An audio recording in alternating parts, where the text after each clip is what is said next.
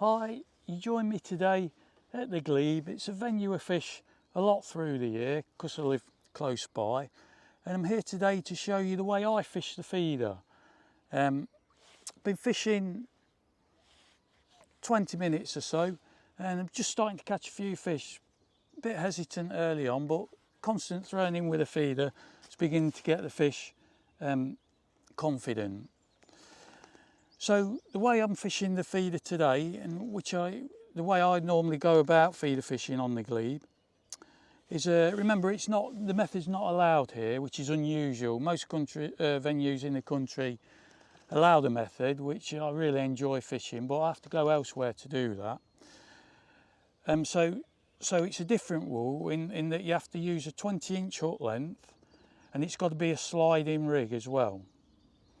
So the bait I use for this is nothing complicated at all. It's just a 2mm Thin Perfect pellet that I've had soaking for about an hour. What I do, I just put enough water in to level the top of the pellets when they're dry and wait an hour, give them a quick stir around. There's no binder involved at all like it would be with the method. And then after that hour of stirring them around, they're ready to use. So I've started today using a Pro Hookable expander because I get asked a lot, because I fish expanders on the feeder, on this fishery a lot, I get asked a lot, how do I keep them on? Well, I've got a special way of preparing my Pro expanders that are hard, that need pre-soaking before the match. I'll just cast this out and continue.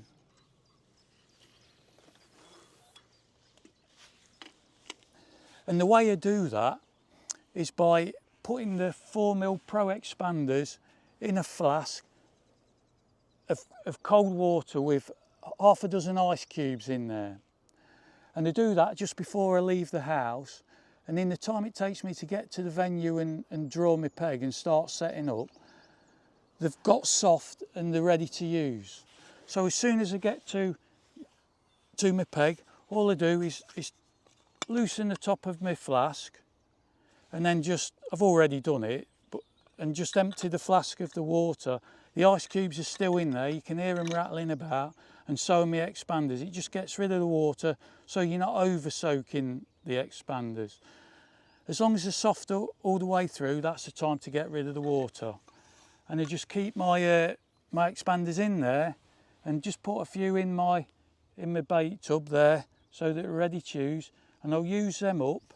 I always put an ice cube in every time I put a few more in. That's melted because it's been out 20 minutes or so. So I've got some ice cubes in here, and I'm just gonna, you can see the pellets in there, nice and rubbery. Everything's freezing cold in there, and that's what keeps them fresh. So I'm just gonna put that ice cube in the bit of water I've got in my hook bait tub there, and that'll keep them fresh until that ice cube melts. And it'll stay as an ice cube for around about an hour before it melts, and then by then hopefully you'll need a few more expanders in there, and you'll add another ice cube from the flask. I've never found really the need to add more than half a dozen ice cubes initially when I soak them at home, and that should do you for the day. But I've said earlier, the bait that I find the best fishing Glebe style feeder fishing is 1 or 2 expanders.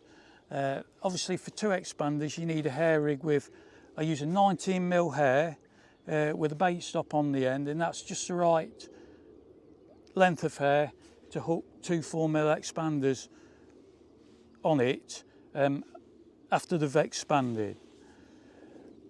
But prepared this way, that's what you get away. You know, the Pro expander is a really good expander for this sort of fishing where it's not protected by the mix of a method. Remember, it's a long hook length and you're casting it right over the other side of the lake, so there's a lot of drag on the pellet, so it's important that they stay on.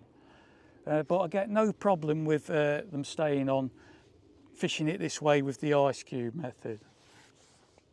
I've not had a bite there within a couple of minutes, so it's important to bring your feeder back and you know, keep that bait going in by casting regular to get the competition, what I've spoke about earlier. You know, once you get the competition in your peg, it makes the fish less wary and they're a lot easier to catch. So you can see there, I've just reeled that back. Now that's not a pro expander I've used. I've used the, well it is, but it's the hookable version. So they come ready in a pot like this. This is the 6mm version, which is my favourite size, because although I use 4mm pro expanders when I prepare them and allow them to soak up, when they're ready to put on the hook, they are 6mm.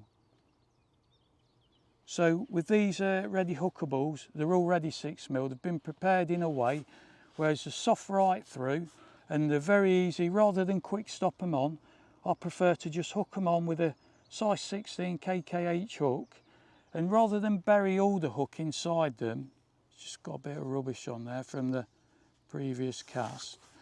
You can see most of the bends are hidden, but the hook point always needs to be there, and it's really easy for the fish to hook itself. But I've been waiting a couple of minutes there for a bite, and I've reeled it back all the way 40 yards back, and that's still on, but I can easily pull it off just by, you know, pulling it off with my fingers. And I'll just show you how I put one on as if I'm fishing now. Just hold them the flat ends of the pellet and then just go in with the 16 hook and just try and disguise the bend of the hook, making sure the point's visible, and you'll find that'll stay on no problem. You know, obviously in a method, but even with this style of fishing, which is less friendly expander wise really, because as I say, the drag of the pellet when you've cast out, it could fall off. So if you're having trouble with preparing your own expanders when you're fishing a feeder here, or you know, at the Glebe or method fishing, I'd say give these a go, because I catch loads of fish on these through the years. I've got really good confidence in them, and it saves the hassle of preparing the pro expanders, you know, the hard sort that need preparation. You can just take the top off the hookable expanders and they're there to use already. So I've put my expander pellet on there already, and I'm just going to go in with what I'm using is a Preston 30 gram cage feeder in a small size, and 30 grams, it's very important the weight is. I mean, it's 40 yard cast, so it's quite a long way. But even on the lakes below here, I'm on lake 1 here today on peg 22, which is a known feeder peg. But on the smaller lakes down on the fishery, you know, from 4 to 7, you've got sort of 30 yards, 35 yards to the far bank, but it's still important to use that weight feeder. It's flat calm here today, that doesn't bother me. It's still really important to have that weight in the feeder, because you're trying to get the feeder right next to the bank, and the extra weight of the feeder will help that. You know, as soon as it hits the water, it'll sink straight down, you know, because of the extra weight, and keep you where you want to be. So you can see on this peg, another reason why I've chose this peg for today, I've got a straight bank of reeds, but just sort of slightly to my right, sort of 1 o'clock, I've got a lovely little bay that we cut out through the winter months, and it's the perfect target to get into every time. It's only small, so you've got to get, you know, your casting's got to be dead on. It's made it easy today because it's not windy. So put money where my mouth is today. I'm trying to get it right in that bay. Nice gentle lob, and there you go, right in the middle of it. Rod straight down on the rest to bury my line. You see, I'm burying the tip of my rod, and that, just with half a turn of the reel handle, should send the line underneath. Again, if there was a good wind on the water, that'd go under straight away, but because it's flat calm, you just have to keep keeping up with the tension just to bury the line. It's all under now, and just by putting the rod down on the buttrest, I've got a slight bend in my tip, that don't worry me. It could be a bit slack, obviously, because a bite will just pull you around. So as I say, I've been fishing not a long while. I'd say I've been fishing about half an hour now, you know, included with the bit of talking I've been doing. And it was noticeable, when I started fishing here today, I wasn't getting any liners, but continuous casting, I started getting lots of liners. And just before I've come on to this video, the liners have stopped a bit because I've had a bit of a break, you know, with talking. There you go, I've got a bite now. So it was in not more than a couple of minutes, which is normal, and I've had a nice bite. It didn't rip right round like they normally do, but it was obvious the fish was on.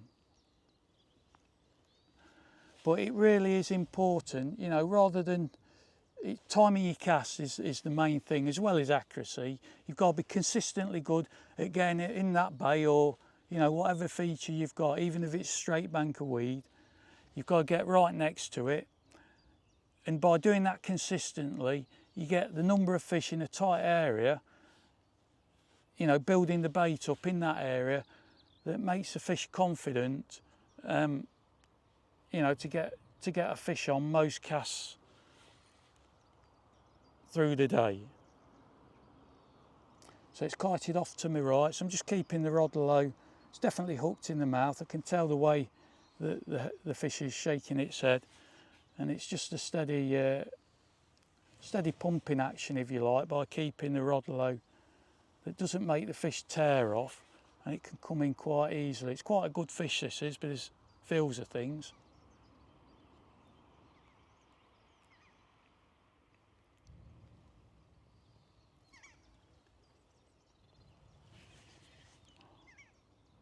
When I get this fish in, I think it's important that I show you the type of rig I'm using. Because I've fished here for so many years, my rigs has changed through the years. My feeder rigs changed quite a lot through the years.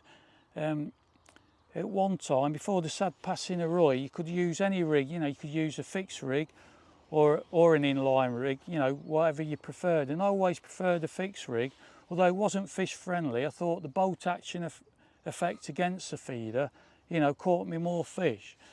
But recently I've had to change my rig to a free running rig, which is obviously safer for the fish.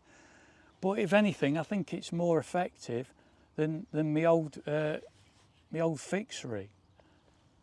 So it won't be many more minutes before I get this fish in. Got a healthy bend in the rod. I'm giving it plenty of pressure. But the beauty of this rig, as well as it being fish friendly, it's really strong. The way it's rigged up, it makes it very hard to break the rig.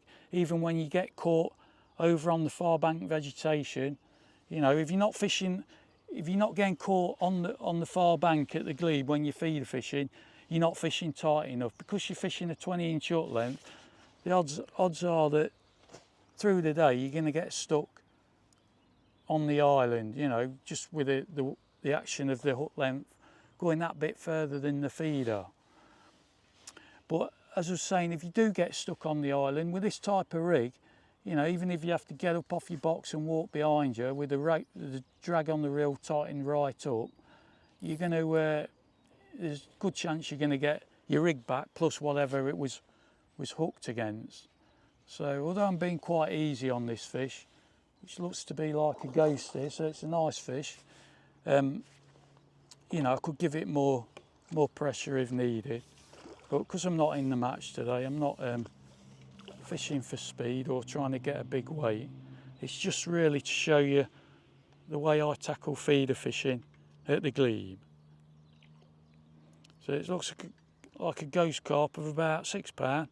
Give a great fight. All the fish, anglers that fish the Glebe now and again will know how hard the fish fight here.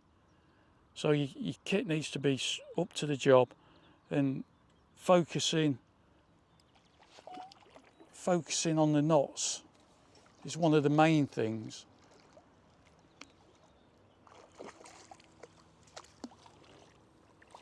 So there, nice lean fish. We'll see where I've hooked it. So that was on a single hookable Pro Expander pellet, and I've just hooked it in the corner of the mouth on the bottom lip. No hair rig, just the KKH16. So I put this back. You can see that's just carrying a bit of spawn because we're towards the end of April now, and you just see she's got a bit of a belly on her. So it won't be long before the fish start spawning on this fishery. Right, so we'll run through the rig, and as I've said, it's changed a lot through the years, but I think now, although with it being fish friendly as well, it's better than my original fixed rig. So the reel the reel is a Centris 320 SD with the fast drag, which is, you know, if you don't want to be messing about a lot, altering the drag when you've got a fish on. Just one click will put you on the right tension, which is just sort of easy enough to pull off with your hand if you need extra line, which I need to do to show you this rig. It's £6 sinking feeder mono, which I use on every venue on the country when I'm feeder fishing. I've never found there any need to change. It's a really good, strong, tough, durable line. So starting from the reel line then, I've got the feeder directly tied onto a 4-inch loop. I don't know if you can see that, but the first 4 inches, there's the loop knot. The first 4 inches is doubled up. It's not really separating now, but take it from me, that's double. And that's important because this last bit of your rig is under a lot of stress and strain. Just this year alone, my matches up here, I've not really had less than £150 on the feeder in the early stages of the match before I get my pole out. So you can imagine the amount of fish I'm catching.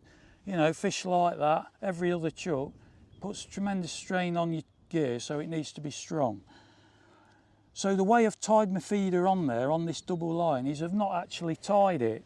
It's a lasso, and I might be able to just by, I'm not going to be able to, I think, because the lasso, it's a lasso. And if I push them two ends in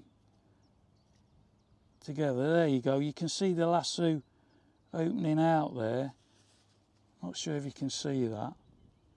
See, it's a lot looser than it was. And it is interchangeable by using a knot picker. You don't need a snap link swivel to do that. But that's not the main reason to do it. The lasso isn't actually a knot, so you're not strangulating the line when tying a knot, which makes it really strong. And if it's going to break, I'd say the weak bit in the line is this 4-turn loop knot, which is above the feeder there. But because it's 4 turns, it's really strong. You know, don't go round twice, you want to go round 4 times, makes it really strong. Another advantage of using this is that this plastic thing I've got on here is called a line protector stop. I'll get the packet out of my box, so you're probably not familiar with these, but they really are the best things for a running feeder rig if you're not fishing a method.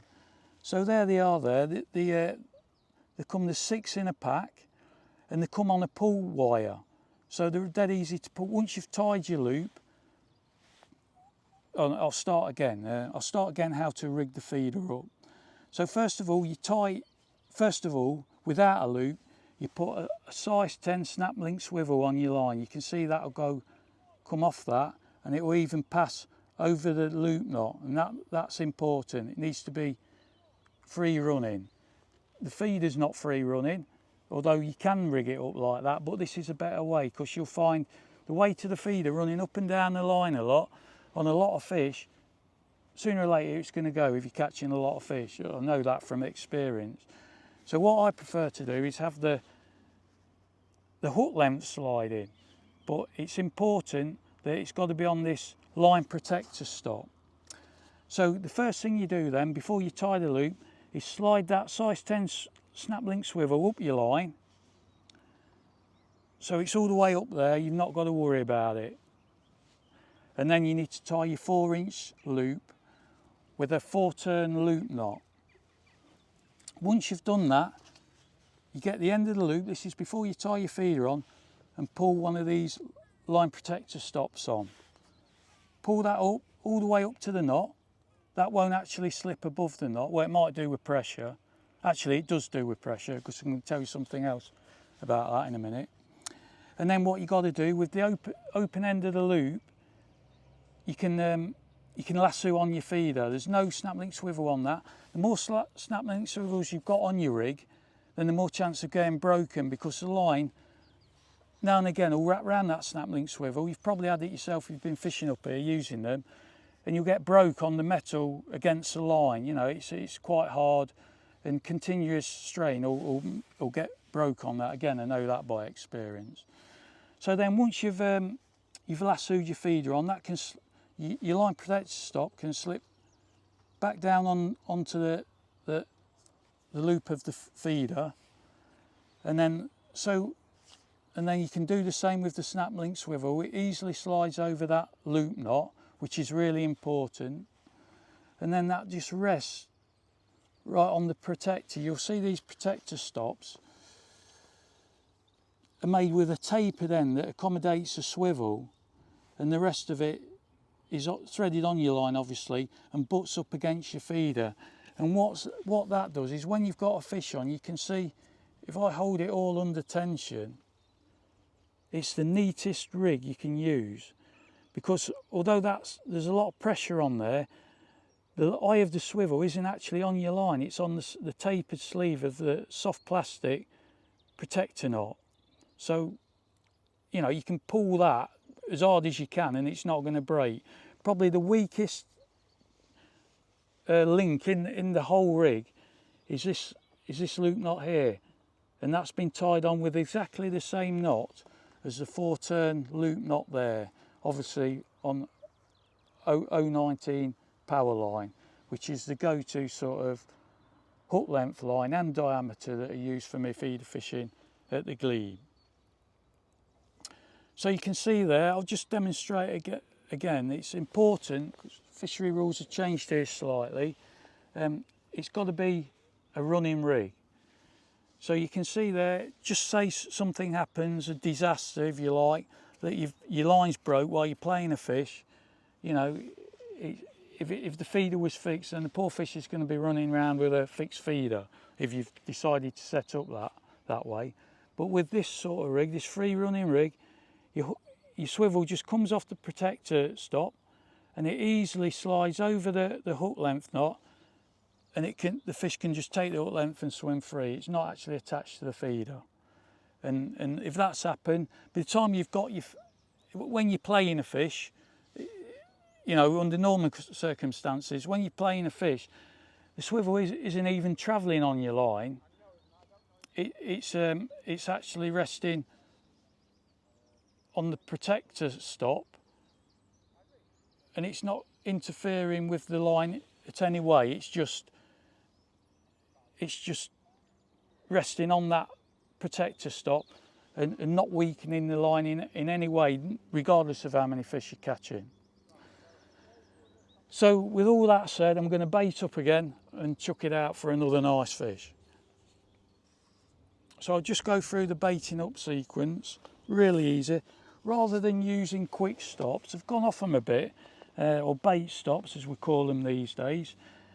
It's essential if you want to use 2 expanders on a rig, then you need to use a quick stop or a bait stop with a 19mm hair. That's the right distance. But through the years, especially like last few years, even when method fishing, rather than use 2 on a hair rig, I found it a lot quicker, and sometimes my eyes are to blame because I can't see like I used to. You know, the needle going into the end of the bait stop, I've had trouble with locating that, and it slows you down over the course of a 5 or 6 hour match. It slows you down, you know, you probably pinch an hour just by hooking it on the pellet, especially if you're catching lots and lots of fish. So just to demonstrate the way of putting that on again, hold it at the flat ends between your finger and thumb and just offer the hook to it and conceal the bend. As long as that point comes out like that, you'll have no trouble with it coming off. And even winding back this distance without fishing it on the method, or even on the method, you'll find that's on most of the time. So again, I'll just go over the feeder I'm using. It says the weight on the base of the feeder. It's a 30 gram small size, which is a 4 square wire cage feeder. That's what it's called. And you can see that's free to run up and down to that knot. It's important that obviously it's got to be there to tie your loop, but it serves another purpose in the fact that it does stop the swivel, because as you cast out, you don't want the drag of the expander pellet sliding all the way up your line. You know, your hook length's going to be miles away from your feeder, which is not what you want. The bare minimum you want it away is like 20-22 inches away from the the feeder, which is fishery rules, so you've got to have that. So that knot prevents that from happening. But if a disaster happened that you got broke on a fish, then the fish could easily pull it over that knot.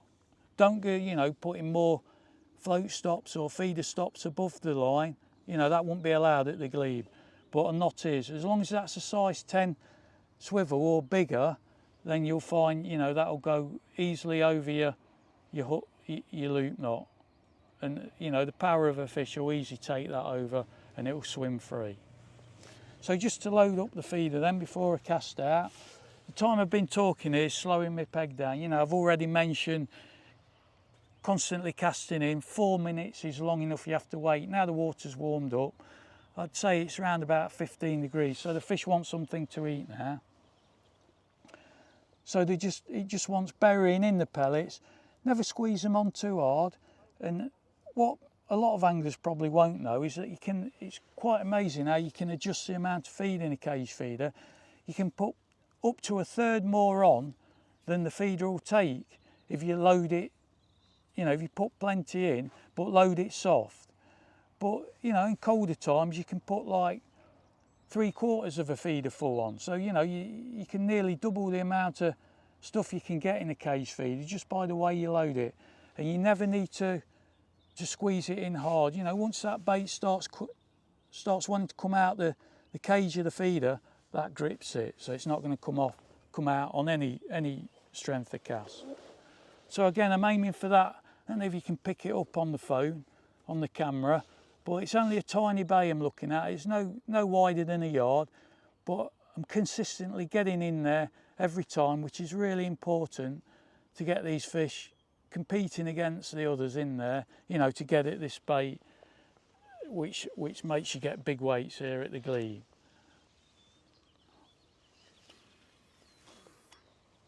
Spot on.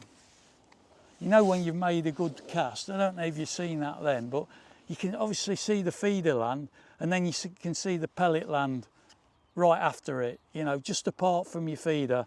And that's more or less at the Glebe, you guarantee the fish when that happens. So again, I'm just directly down on the feeder arm and just no more than 1/4 or 1/2 a turn of the reel handle. Got a bit of ripple on now, so it'll go under easily. And then out the water and ready for a bite straight away. Whether or not I get one or not, there's a liner there straight away, but because I've been talking, explaining my rig, the competition's sort of not what it was. So constantly getting into a rhythm again, it won't be long before the tip will start flying around again.